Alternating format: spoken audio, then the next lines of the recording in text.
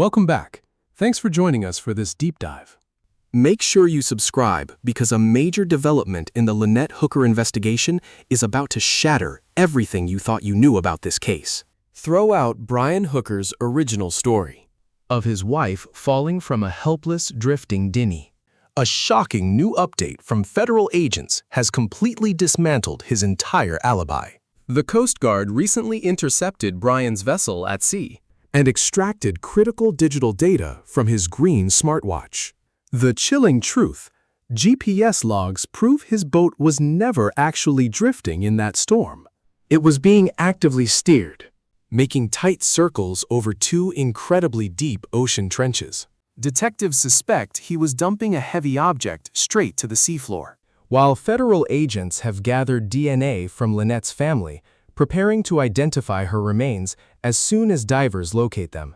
Stay with us for every moment of this investigation, because this new evidence reveals exactly how the trap finally closes on Brian Hooker. Let us examine the raw evidence. Where this digital tracking trail ends, a darker nightmare truly begins. When the Coast Guard Investigative Service pulled the data from Brian Hooker's green smartwatch, they were not just seeing random numbers. They had uncovered a digital map marking a suspected ocean crime scene. Brian repeatedly insisted to the Hopetown volunteer fire and rescue teams that his dinghy lost all power when the ignition key fell overboard with his wife. He claimed he was completely at the mercy of the wind, drifting aimlessly through the pitch-black Abaco Sea for more than 8 agonizing hours, before finally washing ashore at Marsh Harbour. But federal investigators uncovered data that totally destroys his grieving husband persona. The GPS tracker proves the vessel was steered with clear intent under steady engine power. It was not just drifting.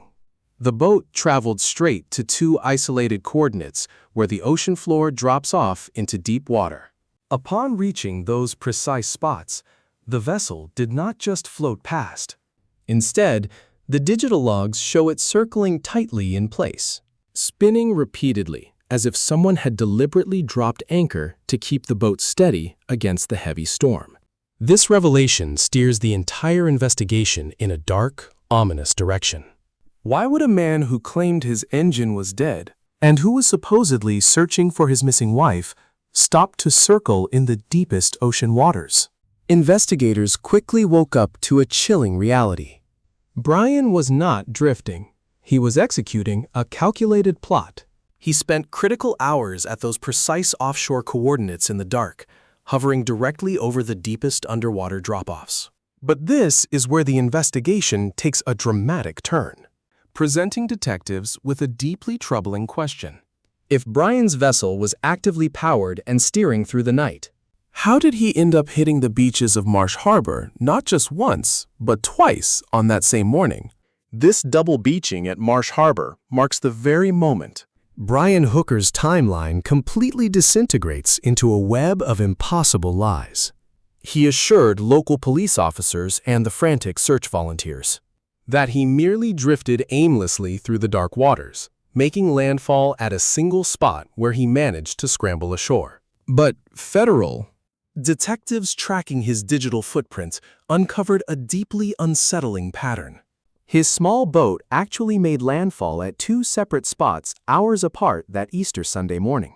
If you are really a lost sailor with a dead engine, drifting helplessly at the mercy of rough seas and shifting ocean tides, hitting 2 distinct shorelines is simply a physical impossibility. This proves Brian was actually steering that vessel, steering to a hidden initial spot before heading to a second, easier location just to stage his dramatic rescue story. Local search and rescue teams who know the treacherous terrain of Marsh Harbour insist there is no way any person could crawl through that dense, muddy swamp from his supposed landing point to the residential doorsteps where he begged for help. So, how exactly did he cross that deadly marsh? Detectives have developed a chilling theory that alters everything. They suspect Brian plotted a deceptive path using a green flotation device. He sent that green float drifting across the water to sea. precisely where the tide would carry it, mapping the course with his specialized Garmin marine watch. Then, using a quiet, concealed electric motor on his boat, he followed the identical path. He docked at the first location, Walked straight into the residential neighborhood, hunting for outdoor trash cans to permanently dispose of. Lynette's waterproof bag filled with her passports and the extra keys. Yet the most devastating piece of physical proof Is not what Brian discarded in those garbage bins. It is what federal investigators noticed was completely missing from his luxury yacht when they searched it. When federal agents officially seized Brian Hooker's luxury sailboat, the Soulmate, they immediately transformed the vessel into a secured, active crime scene. Yellow police tape cordoned off the entire deck, as forensic teams began hauling away box after box of labeled evidence. But what was absent from the ship is what sent massive shockwaves through the case. Online sleuths who have followed this dark mystery from day one know that specific heavy boat gear is completely missing from the vessel. Specifically, a heavy extra outboard motor that Brian had recently replaced but stored on board, together with Lynette's own scuba diving equipment. Lynette was a seasoned diver, always using a bright custom pink buoyancy vest and a matching pink lead weight belt. This heavy gear is engineered specifically to pull a diver deep underwater. Detectives realized that both the heavy backup motor and Lynette's pink lead weights had vanished from the sailboat. The grim theory circulating among detectives is that these heavy items did not fall overboard by chance. Federal investigators suspect Brian used the heavy backup motor and those heavy diving weights to deliberately sink Lynette's body to the seabed at the precise coordinates where his watch showed him circling.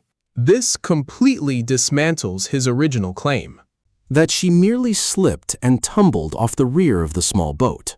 People do not accidentally fall overboard while strapped to heavy lead weights and holding a spare boat motor. This alarming inventory mismatch is exactly why the United States government has officially stepped in to take full charge of this case. Island authorities are now cooperating fully with the search, allowing United States federal dive teams to plunge straight into the dark sea of Abaco. But as these specialized underwater search teams prepare to dive at those precise coordinates, a critical piece of breaking news proves the noose is tightening around Brian. The final trap is snapping shut, and the most heart-wrenching moment of this entire investigation just occurred behind closed doors.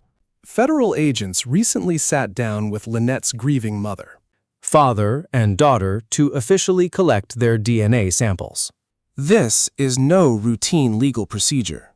Detectives are collecting this genetic information for one dark, specific reason. they are preparing to make a positive identification the very second. Federal dive teams pull Lynette's body from the exact coordinates tracked on that green smartwatch.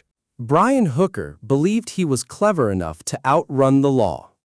He actively flaunted his big white watch to the public, Totally blind to how his green smartwatch was acting as a digital black box, tracking his every move. The Coast Guard Investigative Service and mobile networks have totally shattered his timeline. Now, With the family's DNA ready, the final forensic puzzle is complete. Tick-tock, Brian.